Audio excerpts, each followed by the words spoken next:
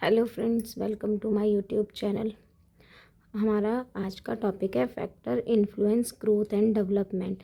आज हम उन फैक्टर्स के बारे में डिस्कस करेंगे जो ग्रोथ और डेवलपमेंट को अफेक्ट करते हैं।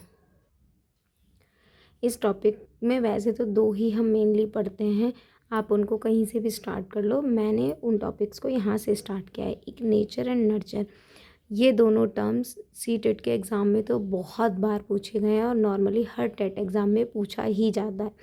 तो नेचर और नर्चर को आप किस तरीके से समझ सकते हो कि बहुत ज़्यादा कन्फ्यूजन हो जाती है, क्योंकि नेचर नॉर्मली हम किस चीज़ को कहते हैं, हमारे एनवायरनमेंट को, बट नहीं, सीडीपी में नेचर टर्म का मतलब है, आप यहाँ से कोरिलेट कर सकते हो कि आपका नेचर कैसा है, मीन्स आप कैसे हो। आपका नेचर मतलब आपका इंटरनल, आप कैसा महसूस करते हो या आपके इंटरनल चीज़ें कैसी हैं।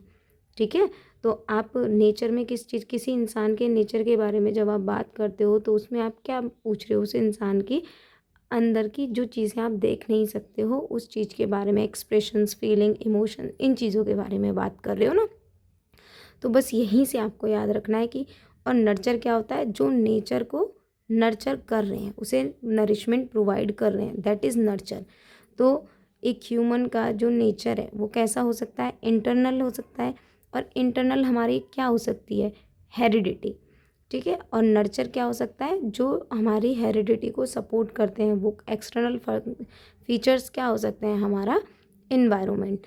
तो इन्हीं दोनों में डिबेट होता है हमेशा कि हेरिडिटी वर्सेस एनवायरनमेंट होता है, और आपसे ऐसे ही पूछा जाता है कि हेरिडिटी को नेचर या नर्चर में से क्या बोला जाता है। तो इस तरीके से आपको याद रखना है, कंफ्यूज नहीं होना है। हेरिडिटी मीन्स हमारा इंटरनल, हमारे अंदर है ना हेरिडिटी। हम हेरिडिटी मीन्स कि हमारे पेरेंट्स से आए हुए गुण हमारे अंदर क्या हैं, ट्रेट्स क्या हैं, हमारे कैरेक्टर्स क्या हैं, तो वो क्या है, हमारे अंदर है, इंटरनल है, तो इसलिए वो हमारे नेचर हैं। नर्चर क्या है, जो उस चीज़ को सपोर्ट करता है। तो हेरिडिटी को सपोर्ट क्या करता है, एक्सटर्नल फीचर्स, जो कि क्या है, एनवायरनमेंट। हेरिडिटी जो होता है बायोलॉजिकल एस्पेक्ट, बायोलॉजिकल फैक्टर है। एनवायरनमेंट क्या है, फिजिकल एस्पेक्ट है, एक्सटर्नल एस्पेक्ट है। जो हेरिडिटी होते हैं वो स्टैटिक होते हैं, वो इजीली और बहुत जल्दी चेंज नहीं होते। और इन्वायरमेंट जो है डायनामिक है, इजीली चेंज हो सकता है। आप यहाँ से उठ के कश्मीर चले जाओ, हो गया इन्वायरमेंट चेंज। ठीक है, जो नेचर होता है वो इनेट होता है, आंतरिक होता है। ठीक है, मैं आज जैसी भी हूँ, मैं अंदर से हूँ। मैं चाहूँ अपनी आइज़ का कलर चेंज करना, तो मैं खुद से नहीं कर सकती इस चीज़ को, एक्सेप्ट सर्जरी। सर्जरी का इस चीज़ से कोई लेना देना नहीं है। हम नेचर वे में बात कर रहे हैं, नेचुरल वे में, कि मेरे हाथ में नहीं है वो। लेकिन नेचर क्या है, एक्वायर्ड है। नेचर से सारी चीज़ें हम एक्वायर करते हैं। मैं चाहूँ जिस तरीके के नेचर में रहना चाहूँ, मैं यहाँ से हट के वहाँ वैसे नेचर में जा सकती हूँ, वैसा इन्वायरमेंट अपने लिए चूज़ कर सकती हूँ। ओके, देन अब हम टर्म, ये बेसिक डिबेट थी और यही मेन फैक्टर्स थे जो अफेक्ट करते हैं ग्रोथ एंड डेवलपमेंट को। अब उसके बाद आता है हेरिडिटी, मेन टॉपिक, जिसको हमें पूरा अच्छे तरीके से समझना है। तो हेरिडिटी क्या है,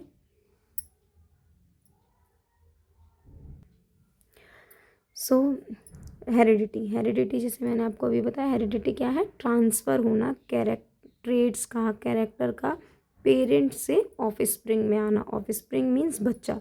तो जेनेटिक ट्रेड्स का या पेरेंटल, पेरेंटल मतलब पेरेंट्स के ट्रेड्स या कैरेक्टर्स का ऑफस्प्रिंग में आना हेरिडिटी कहलाता है।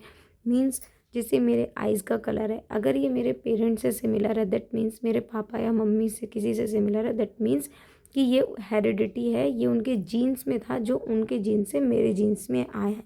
ठीक है, तो यूनिट ऑफ हेरिडिटी क्या होता है, जीन्स होते हैं।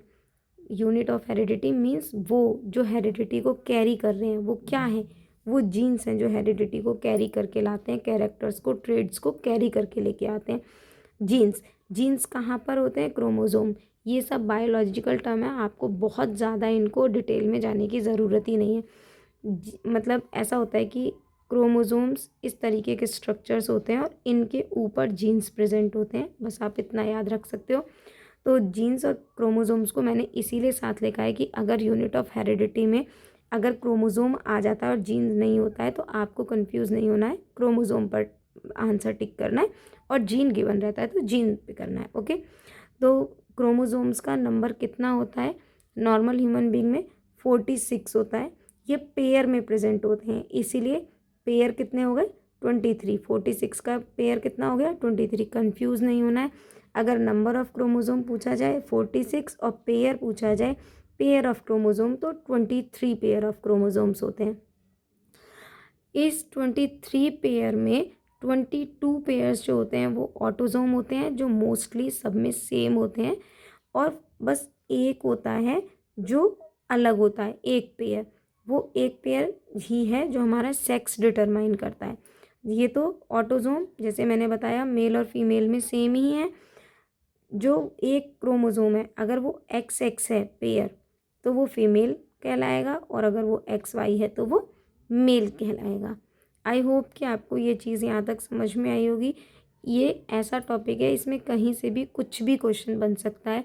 आपसे पेयर में भी पूछा हुआ है, 1-2 बार मैंने देखा है कि सेक्स क्रोमोजोम भी पूछा हुआ है क्या होते हैं, या ऐसे मेल का क्या होता है, फीमेल का क्या होता है। ये बेसिक है, ठीक है। मैं आपको पूरा बायोलॉजी से जेनेटिक्स चैप्टर नहीं समझा रही हूँ, पर जो मोस्ट इम्पॉर्टेंट फैक्ट टर्म्स हैं वो मैंने लेके आई हूँ। देन फ्यूजन कैसे होता है, जाइगोट कैसे बनता है। मेल के अंदर 46 क्रोमोजोम, फीमेल के अंदर 46 क्रोमोजोम, और इनके अंदर जाइगोट बना, सॉरी इनके अंदर स्पर्म बना। तो मेल के अंदर ये क्या है स्पर्म है, फीमेल के अंदर इसको एग या ओवा बोल देते हैं। तो ये स्पर्म है, ये एग है, XY XX दोनों का फर्टिलाइजेशन हुआ, देन जाइगोट बन गया। फर्टिलाइजेशन के टाइम पे यहाँ पर क्या क्या आया 22 ऑटोजोम्स आए फादर मदर दोनों से, और एक सेक्स क्रोमोजोम आया होगा जो भी पेयर होगा इसका। हम इसका सेक्स डिटरमाइन नहीं करते हैं अभी, XX हो XY हो कुछ भी हो, ठीक है। तो जाइगोट क्या होता है सिंगल सेल स्ट्रक्चर है। अभी केवल ये दोनों सेलों ने फ्यूज़ होकर के आपस में एक सिंगल सेल स्ट्रक्चर बनाया है। फिर इसमें डिवीजन होता है, और डिवीजन होने के बाद ये मल्टी सेल स्ट्रक्चर बन जाता है, तब इसको एम्ब्रियो बोला जाता है। अगर आपसे एम्ब्रियो और जाइगोट में भी डिफरेंस पूछ लिया जाए या पूछ, तो इस तरीके से आपको पता होना चाहिए बेसिक टर्म। जाइगोट आपने सुने होंगे ट्विंस। ट्विंस किस तरीके से हो सकता है, ट्विंस जो होते हैं वो 2 टाइप के होते हैं। आइडेंटिकल ट्विन, क्योंकि ऑब्वियसली यहीं पे डिसाइड होगा ना कि बेबी ट्विन है या सिंगल है, एम्ब्रियो स्टेज पे आके तो होगा नहीं। तो जाइगोट स्टेज पे क्या होता है, अगर ट्विन है तो आइडेंटिकल ट्विन हो सकते हैं, फर्टर्नल ट्विन्स हो सकते हैं। आइडेंटिकल मीन्स कि जाइगोट एक है और फिर वो एक जाइगोट डिवाइड हो गया। एक एग था और एक एग को एक स्पर्म ने फर्टिलाइज किया, और देन उसका उस टाइम पे प्रॉपर 2 पार्ट्स में डिवाइड हुआ वो, और देन ये 2 सेल्स ने फिर मल्टी सेलुलर सेल बनाए हैं। तो इसीलिए इसको मोनोजाइगोटिक ट्विन कहते हैं कि मोनोजाइगोट एक बना और फिर वो एक जाइगोट 2 उसमें डिवाइड हो गया बेबीज़ में या एम्ब्रियो में। और फर्टर्नल ट्विन्स क्या होते हैं कि 2 ओवरीज में 2 एग बने, और दोनों को इस तरीके से अलग अलग स्पर्म ने फर्टिलाइज किया, और देन ये दोनों जाइगोट की फॉर्म में डेवलप हो गए। इनका प्लेसेंटा एक होता है, प्लेसेंटा एक होता है। यहाँ दोनों अलग अलग हैं तो इनके प्लेसेंटा अलग होते हैं। प्लेसेंटा समझते होंगे, प्लेसेंटा वो कॉर्ड होती है जो बेबी को माँ से कनेक्ट करके रखती है।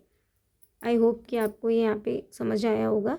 एक बार वापस से रिवाइज कर लेते हैं। नेचर और नर्चर। नेचर इंटरनल होता है जिसको हेरिडिटी मानते हैं, नर्चर एक्सटर्नल इन्वायरमेंट, ये बायोलॉजिकल एस्पेक्ट होते हैं, फिजिकल एस्पेक्ट होते हैं। जो हेरिडिटी होता है वो स्टैटिक होता है, इन्वायरमेंट डायनेमिक होता है। हेरिडिटी इनेट होता है और इन्वायरमेंट जो होता है वो एक्वायर्ड होता है। हेरिडिटी क्या होता है, ट्रांसफ़र होना कैरेक्टर्स का from parents to offspring. Unit क्या होती है इसकी, जीन्स होती है, जो कि क्रोमोजोम के ऊपर होती है। क्रोमोजोम कितने होते हैं नंबर में 46 होते हैं। पेयर कितने होते हैं 23, जिसमें से 22 ऑटोजोम होते हैं। एक सेक्स क्रोमोजोम होता है। इसी सेक्स क्रोमोजोम से डिटरमाइन होता है whether the zygote is male और अ फीमेल। किस तरीके से जाइगोट बनता है, मेल एंड फीमेल के अंदर 46 क्रोमोजोम होते हैं, इनके अंदर फिर एग बनते हैं और एग और स्पर्म बनेगा, और एग और स्पर्म के अंदर 22 ऑटोजोम होते हैं, एक सेक्स क्रोमोजोम होगा। देन ये आपस में फ्यूज करेंगे, फ्यूज़ करने के बाद जाइगोट बन जाएगा जिसके अंदर 22 + 1 का रेशियो रहेगा। ये सिंगल सेल होगा, इसके अंदर फिर डिवीजन होगा तो ये मल्टी सेल स्ट्रक्चर बन जाएगा, एम्ब्रियो बन जाएगा। जाइगोट ट्विन 2 केसेस में हो सकता है, identical twin, fraternal twin. Identical twin में क्या होता है कि एग को एक स्पर्म ने आया, उसको फर्टिलाइज किया और देन वो 2 पार्ट्स में डिवाइड होकर 2 जाइगोट बन गए। फ्रेटर्नल ट्विन्स में क्या होता है, 2 डिफरेंट एग होते हैं, 2 डिफरेंट स्पर्म आकर के दोनों को फर्टिलाइज करते हैं और दोनों एक डिफरेंट इंडिविजुअल में ग्रो कर जाते हैं, that is fraternal twins. I hope कि आपको ये चीज़ यहाँ तक अच्छे से समझ आई होगी। नाउ हम अपने नेक्स्ट टॉपिक पे चलते हैं।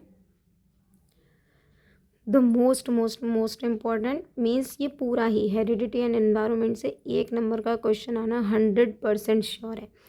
सारे एग्ज़ाम्स में, जितने भी टेट एग्ज़ाम्स होते हैं, एच टेट, सी टेट, सब में। तो फादर ऑफ हेरिडिटी कौन कहलाते हैं? जॉर्ज जॉन मेंडल होते हैं। इनका नाम कई बार जॉन मेंडल से भी आ जाता है, केवल मेंडल भी है इसलिए मैंने इनका नाम पूरा मेंशन किया है, जॉर्ज जॉन मेंडल। इन्होंने पी प्लांट पर एक्सपेरिमेंट किया था जिसको पाइसम सटाइवम बोला जाता है, ये साइंटिफिक नेम है, और उन्होंने उसके 7 कैरेक्टर्स पर स्टडी की थी। इससे ज़्यादा आपको और पढ़ने की ज़रूरत नहीं है। देन इन्होंने ही हेरिडिटीज़ के लॉ दिए थे। एक लॉ दिया है लॉ ऑफ डोमिनेंस और रिजेम्बलेंस। ये मैंने ये 2 नेम इसलिए लिखे हैं क्योंकि सीडीपी में तो ये वाले नेम्स गिवन है, वैसे ये वाले जो हैं ये साइंस में गिवन रहते हैं, तो मैंने इसीलिए ये भी मेंशन कर दिए। लॉ ऑफ डोमिनेंस की जो कैरेक्टर डोमिनेंट करता है। अब आपने देखा होगा कि जैसे कई बार होता है कि अच्छा ये बच्चा की ये वाली चीज़ तो अपनी मतलब नोज़ मानो कि नोज़ मदर पे गई है, दैट मीन्स कि जो जीन उसकी मदर में रिस्पॉन्सिबल था नोज़ के फॉर्मेशन के लिए, वही जीन उस बच्चे में आकर के डोमिनेंट हो गया। तो ये डोमिनेंस और रिजेम्बलेंस मतलब वो फिर फीचर उसका उसकी मदर से रिजेंबल कर रहा है। ठीक है, तो ये होता है law of dominance and resemblance. Law of independent assortment और वेरिएशन मीन्स कि जो चीज़ डिफरेंट है पेरेंट से, ठीक है, तो वो चीज़ कि अच्छा बच्चे के अंदर कुछ चीज़ें डिफरेंट भी आ जाती हैं कि जैसे आइज़ का कलर है, अच्छा मम्मी पापा पे न जा कर के कुछ अलग ही कलर है उसकी आइज़ का, तो ये वेरिएशन होता है। एंड रिग्रेशन कि कोई फीचर्स ऐसे थे जो बच्चे के अंदर छिप गए हैं, वो उसकी नेक्स्ट जनरेशन में दिखाई देंगे। ठीक है, कि मानो उसके बच्चे के पेरेंट की हेयर कलर समवेयर ब्राउन है, जो बच्चा हुआ है उसका ब्लैक हेयर कलर है, बट उसकी जो नेक्स्ट जनरेशन होगी उसमें वो चीज़ रिग्रेस होके आ सकती है, वापस से दिख सकती है। तो ये होता है लॉ ऑफ रिग्रेशन।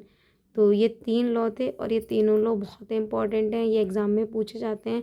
कितने लॉ दिए या मतलब कई बार एक्सेप्शन में पूछा जाता है कि कौन सा हेरिडिटी का लॉ नहीं है, इस तरीके से। तो आपको ये सारी चीज़ें याद रखनी है। आई होप कि आपको ये अच्छे से क्लियर हो गया होगा एंड थैंक्स फॉर वॉचिंग।